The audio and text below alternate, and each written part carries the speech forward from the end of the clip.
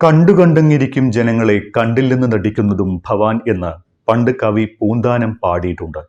അതുപോലെയാണ് ഇപ്പോൾ ദേവസ്വം ബോർഡ് മുൻ പ്രസിഡന്റ് എ പത്മകുമാർ അടക്കം ശബരിമലയിലെ സ്വർണം കട്ടവരുടെ അവസ്ഥ.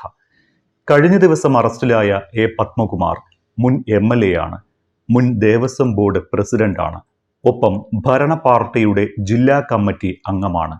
എന്നിട്ടും ജയിലിൽ മറ്റു തടവുകാർക്കൊപ്പം കൊതുക് കടിയും കൊണ്ട് കിടക്കുകയാണ് ഇപ്പോൾ. കൂട്ടിന് സ്വർണ്ണ കവർച്ചാ കേസിലെ മറ്റു പ്രതികളായ ഉണ്ണികൃഷ്ണൻ പോറ്റിയും മുരാരി ബാബുവും സുധീഷ് കുമാറും KS ബൈജുവും ഒക്കെയുണ്ട്. എല്ലാവരും സ്പെഷ്യൽ ജയിലിൽ വെവ്വേറെ സെല്ലുകളിലാണ് മറ്റു തടവുകാർക്കൊപ്പം കഴിയുന്നത്. ഇതിൽ സുഖ സൗകര്യങ്ങൾ കൂടുതലുള്ളത് മുൻ ദേവസ്വം കമ്മീഷണറും ബോർഡ് പ്രസിഡന്റുമൊക്കെയായ N വാസുവിന് മാത്രമാണ്.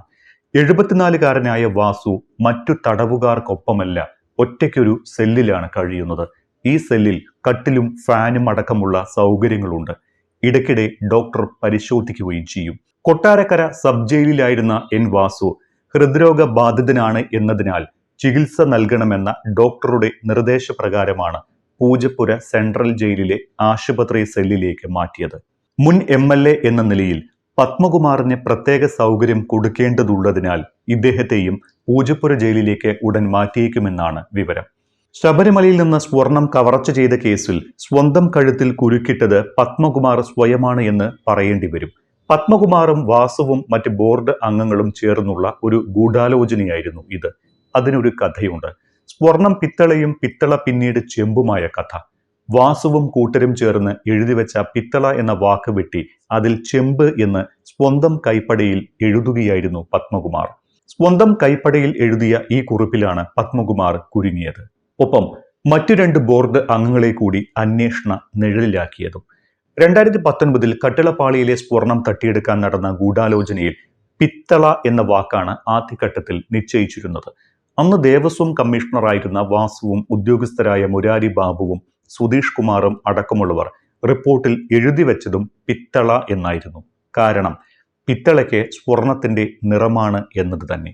വാസുവിന്റെ റിപ്പോർട്ട് പത്മകുമാർ അധ്യക്ഷനായ ബോർഡിന്റെ പരിഗണനയിലേക്ക് വന്നപ്പോൾ പ്രസിഡന്റ് പത്മകുമാറാണ് പിത്തള എന്ന വാക്കിലെ അപകടം ചൂണ്ടിക്കാട്ടിയത്.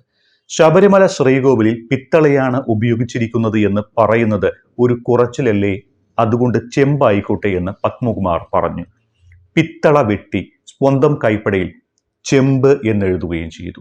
പാളികളുടെ അടിസ്ഥാന ലോഹം ചെമ്പാണ് എന്നതാണ് പത്മകുമാർ കണ്ട ന്യായം. ഇത് ചെമ്പാണ് എന്നും അതിലുള്ള സ്വർണം മങ്ങിപ്പോയി എന്നും പറഞ്ഞ് നിൽക്കാം എന്നായിരുന്നു പത്മകുമാറിന്റെ വാദം.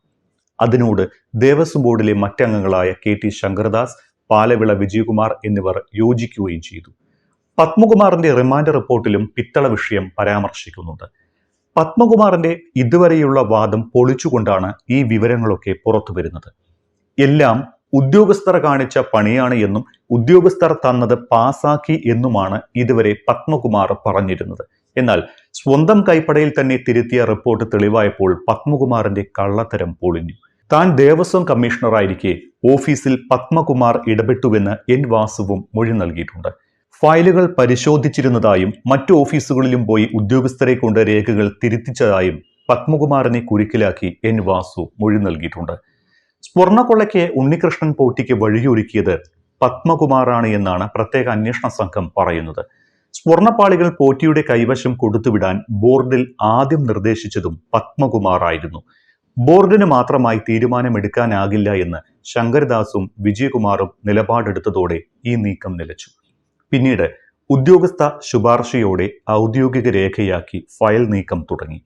അഡ്മിനിസ്ട്രേറ്റീവ് ഓഫീസറായിരുന്ന മുരാരി ബാബുവാണ് ഇതിന് ചുക്കാൻ പിടിച്ചത്.